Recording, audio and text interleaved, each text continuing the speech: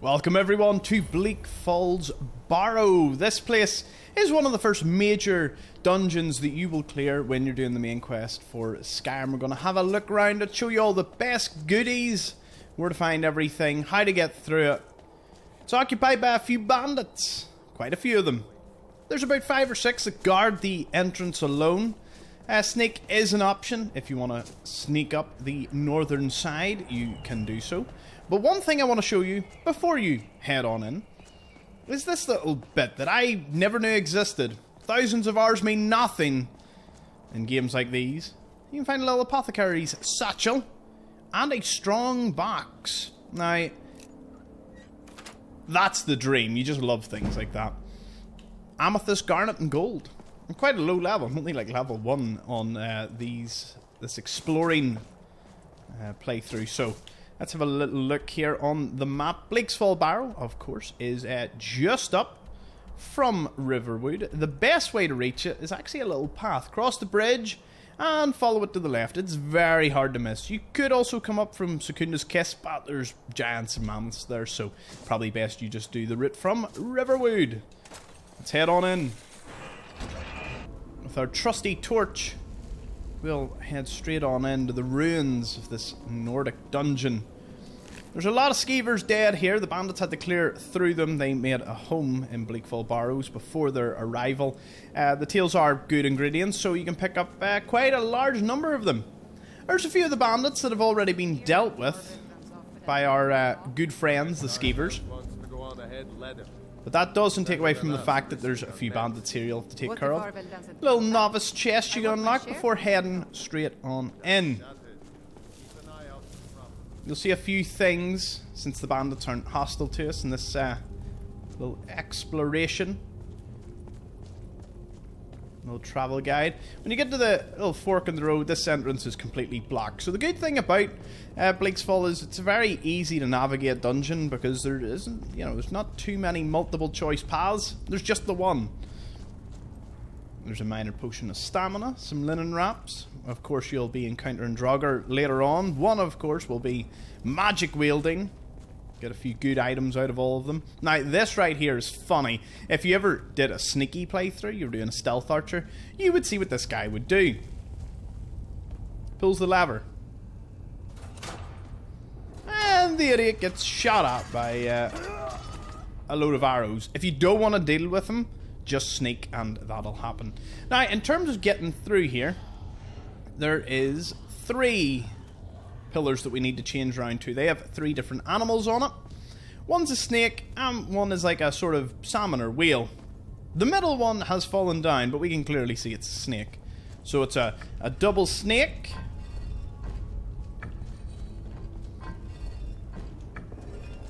And the salmon thing.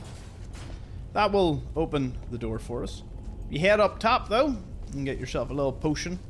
It'll be useful for later on, so be sure to grab it. And loot all of the bandits along the way. They usually are carrying some gold. The thief here will give you +1 to your pickpocket. More healing, another chest, and a lesser soul gem. Not a bad find.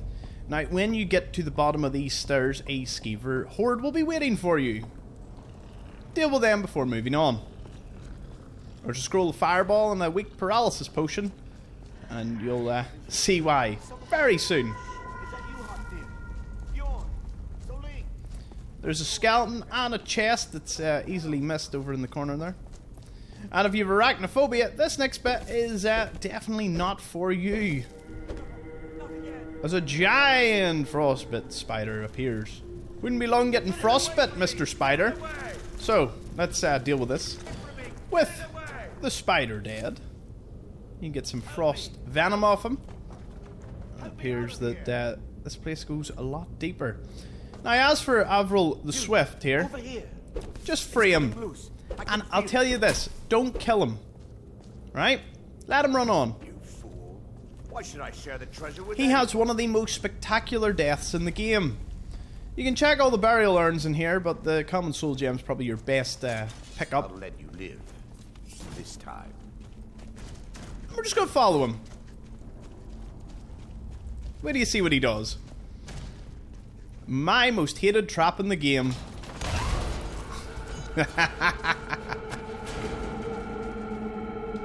And that is him out for the count. Now, the rescreen here for the Dragon Claw is so cool. Really brings it up to today's standards. Rotating it, you can actually see the combination as a bear, a butterfly, and an owl. So, in that exact order, by the way, from top to bottom.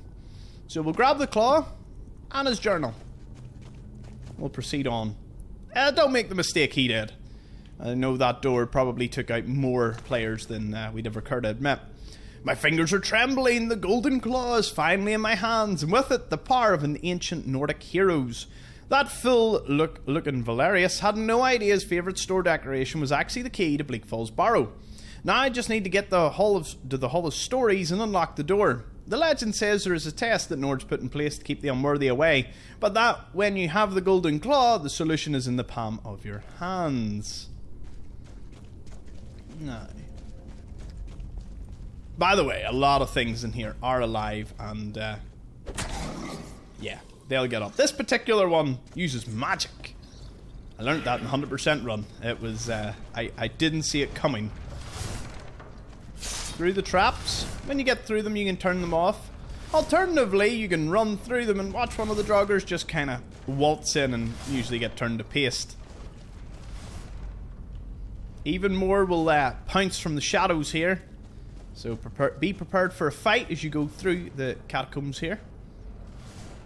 That's something lying in the... No, just a wee broken bit.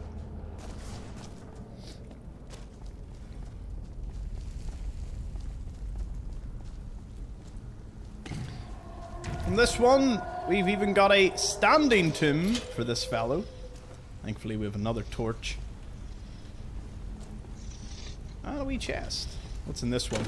It's always random. Some gold.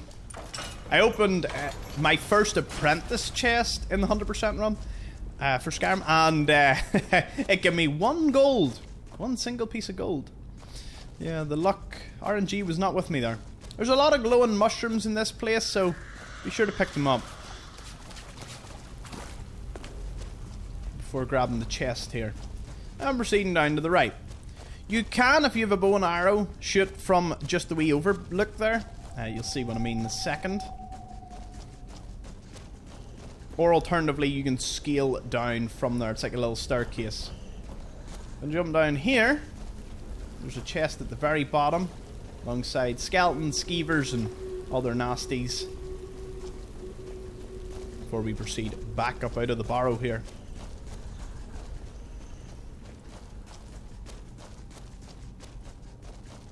Even more glowing mushrooms. I don't know what potions they make specifically, but ingredients tend to weigh almost nothing, so it's always worth picking up. Now we're into another portion of the room. This guy's going to try and stop you from getting into the sanctum. Now once in here, you'll continue doing what you've been doing, fighting through more dead Nordic heroes of old. I'm getting through some of the bladed traps here. Try not to get sliced up too much. And here you can get a potion of resist cold. You will need it for later. That's foreshadowing some of the enemies you will have to fight. Head up the stairs here. Take a little left. Good day, sirs and madams. We'll be promptly leaving. Don't worry. We're a way to wake up your master. You can be sent here either via the quest of the Golden Claw by Lucius, or by the mage at Whiterun when the Jarl asks you to help the mage. So rotate them all around to the bear. There's only 3 symbols, so the bear, the butterfly, the owl as seen on the claw. Insert the claw. It'll do its little spinny thing. And dropping down the door. We're now into the final portion. No patience, as you can see. Let's head on. Treasure awaits us. Or bats. Bats also await us. What a majestic sight this is. Now, once you get the little word off the wall for unrelenting force, this guy makes an appearance. Hello, good sir. After you put him to sleep, you get the Dragon's Stone, an ancient tablet depicting a map of burial sites. Be sure to take it, and he's also got a Nordic battle axe of chills, which you can apply to a different weapon if you disassemble it at a enchanting table. The Flawed Farless Stone, ooh, that's not bad. Yeah, you get some pretty cool stuff in the chest here. Get the Petty Soul Gem, the Weak Frenzy Poison, and then there's 2 hidden chests at both sides of the wall here. I say hidden. Most people just kind of forget about them. First one's up here, so grab yourself this one at the waterfall. And then there's a waterfall on the other side that also contains a chest. And a potion. Usually a really good potion. Let's see. Is it RNG? Is it always the same thing? It's always a potion of lasting potency. And another chest. You don't have to lockpick that one though. And with that, we can head on out. Push the lever, Kronk, and the door will open. I believe there's one last little treasure room for us to visit. Whoop. Yep, nice chest. Some flowers for you before we get to see a bit of daylight again. And for anyone wondering, the answer is, of course, yes. You can access this entrance before going through Bleak Falls Barrow. You'll only be able to get that chest and the skulls and flowers. That's it. The stone blocks your path, so you don't need to worry. Appears to be a mammoth graveyard beneath us as well. Loads of bloodstains of something recently happening. Something not great. There's a possibility that there was indeed a camp here, like Secunda's Kiss, that was recently abandoned. It's quite a possibility considering the human activity around here. The giants may have felt safer on the other side of the valley. Anyways, that is Bleak Falls Barrow discovered. Thank you all for watching. I'll see you all in the next one.